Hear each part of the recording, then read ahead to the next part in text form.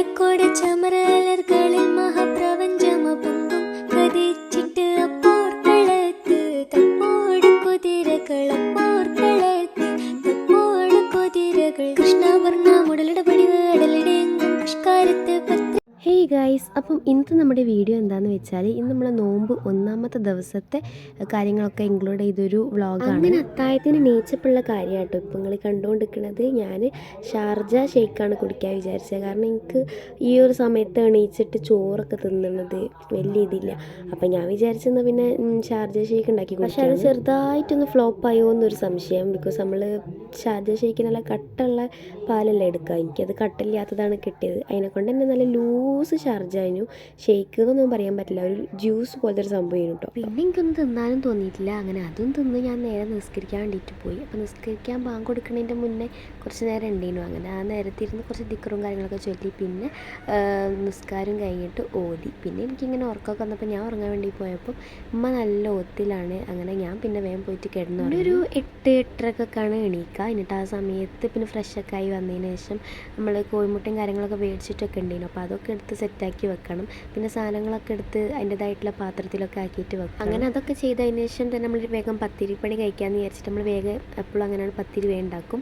അങ്ങനെ നൈസ് പത്തിരിയാണ്. അപ്പം ഉമ്മ അത് വേഗം പ്രസ്സൊക്കെ ചെയ്തുണ്ടാക്കും. ഇതാണ് ഏറ്റവും വലിയ ടാസ്ക്. അതിനെക്കൊണ്ട് തന്നെ ഈ പത്തിരിപ്പണി വേഗം കഴിച്ച് കഴിഞ്ഞാൽ പിന്നെ നമുക്ക് സ്നാക്സ് മാത്രം ഉണ്ടാക്കിയാൽ മതിയല്ലോ.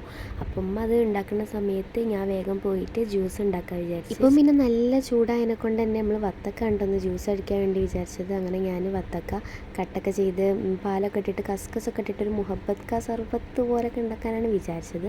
പിന്നെ അസർ ബാങ്ക് കൊടുത്തപ്പോൾ നേരെ നിസ്കരിക്കാൻ വേണ്ടിയിട്ട് കയറിയിട്ട് നിസ്കാരം കഴിഞ്ഞിട്ട് വേണം എനിക്ക് സമൂസ ഉണ്ടാക്കാൻ.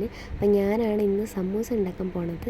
പിന്നെ നേരം ഒരു 5 മണിയൊക്കെ ആവാനായിക്കണ്. അതിനെക്കൊണ്ട് തന്നെ ഞാൻ ആക്കിയപ്പോഴൊന്നും ആവില്ല. അപ്പം ഉമ്മ വേഗം എനിക്ക് പരത്തി തരാണ്. അങ്ങനെ ഞാനിതാ സമൂസേൻ്റെ ഫില്ലിങ് ഉണ്ടാക്കാൻ വേണ്ടിയിട്ട് പോവാണ്. അപ്പോൾ ഉള്ളിയൊക്കെ അരിഞ്ഞ് പിന്നെ മസാല ഒക്കെ ഉണ്ടാക്കുകയാണ് കേട്ടോ. അപ്പോൾ അതിൻ്റെ റെസിപ്പി ഒന്നും ഇപ്പം പറഞ്ഞതിൻ്റെ ആവശ്യമൊന്നും ഇല്ലല്ലോ, എല്ലാവർക്കും അറിയുന്ന കാര്യം തന്നെയല്ലേ. അപ്പം ഞാനത് അങ്ങനെ ഇളക്കി ഉണ്ടാക്കുകയാണ്. അങ്ങനെ മസാല സെറ്റായതിന് ശേഷം ലാസ്റ്റ് ഫൈനലൊക്കെ എനിക്ക് വീഡിയോ എടുക്കാൻ പറ്റിയില്ല. ആ സമയത്ത് ചെറിയൊരു തിരക്കിലായി പോയി.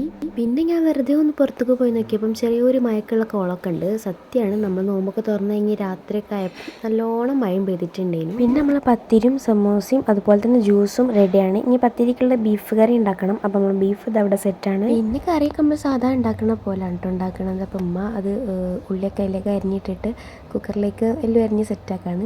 പിന്നെ ഇതൊക്കെ നമ്മൾ പുതിയ വാങ്ങിയ പാത്രം കേട്ടോ. അപ്പം അതിൻ്റെ ഒരു ഷോക്കാണ്. എല്ലാ നോമ്പിനും എന്തെങ്കിലുമൊക്കെ ഒന്ന് പുതിയതുണ്ടാവും, അത് നമുക്ക് നിർബന്ധമാണ്. അപ്പോൾ ഇപ്രാവശ്യം നമ്മൾ പഴയ പാത്രങ്ങളൊക്കെ മാറ്റി പുതിയ പാത്രങ്ങളൊക്കെ ആക്കി സെറ്റാക്കി വെച്ച് പിന്നെ ഒരു 5:45-6 മണി ആ ഒരു സമയത്താണ് സമൂസൊക്കെ പൊരിച്ചിട്ടുണ്ടായിരുന്നത്. കാരണം അതൊരു ചൂടോടെ തിന്നാൻ വേണ്ടിയിട്ട് ആ സമയത്താണ് തരിച്ചത്. അപ്പോൾ ഇതും ഉണ്ടാക്കിയിട്ടുണ്ടായിരുന്നു കേട്ടോ. അങ്ങനെ അതൊക്കെ എടുത്ത് ക്ലാസ്സിലേക്കൊക്കെ ഒഴിച്ച് സെറ്റാക്കി വെക്കുകയാണ്. ഇത് ഈ ഒരു സമയത്ത് അങ്ങനെ ആരും കുടിക്കലില്ല. എല്ലാവരും നിസ്കാരമൊക്കെ കഴിഞ്ഞതിന് ശേഷം ഒന്ന് വെറുതെ ഇരിക്കുമ്പോഴേ കുടിക്കലുള്ളൂ. പിന്നെ നമ്മളൊക്കെ സെറ്റാക്കി ബാങ്ക് കൊടുക്കാൻ വേണ്ടിയിട്ട് കാത്തുക്കാണ്. ആ സമയത്ത് തന്നെ നമ്മൾ ബ്രെഡും വാട്ടിയിട്ടുണ്ട് കേട്ടോ മധുരത്തിൽ. ഒരു മധുരം അതിവിടെ നിർബന്ധം. അങ്ങനെ നമ്മൾ എല്ലാം സെറ്റാക്കി വെച്ച് അങ്ങനെ നോമ്പ് തുറക്കാൻ വേണ്ടിയിട്ട് ബാങ്ക് കൊടുക്കാൻ വേണ്ടിയിട്ടുള്ള കാത്തിരിപ്പിലാണ്. പിന്നൊരു കാര്യം പറയാൻ മറന്നു, ഈ പുറത്തുനിന്നാണ് നമുക്ക് പത്തിരി ഉണ്ടാക്കുന്നത്. പത്തിരിയും അതുപോലെ ഇതൊക്കെ പരത്തിയിട്ട് പുറത്തുനിന്ന് ഉണ്ടാക്കുമ്പോഴേ അതിൻ്റെ ഒരു ഫീൽ കിട്ടുള്ളൂ എന്ന് പറഞ്ഞിട്ട് പുറത്ത് നമ്മൾ പുതിയ അടുപ്പൊക്കെ ഉണ്ടാക്കിയിട്ടുണ്ടായിരുന്നു നോമ്പ് പ്രമാണിച്ച്. അപ്പോൾ പുറത്തുനിന്നാണ് പത്തിരിയൊക്കെ ഉണ്ടാക്കിയിരുന്നത്. പിന്നെ നിസ്കാരമൊക്കെ കഴിഞ്ഞതിന് ശേഷം കേട്ടോ നമ്മൾ പത്തിരിയൊക്കെ തിന്നിട്ടുണ്ടായിരുന്നത്. അപ്പോൾ ഈ ഒരു വീഡിയോ ഇത്രയുള്ളൂ. വേറൊരു വീഡിയോ ആയിട്ട് നമ്മൾ വീണ്ടും വരുന്നതായിരിക്കും.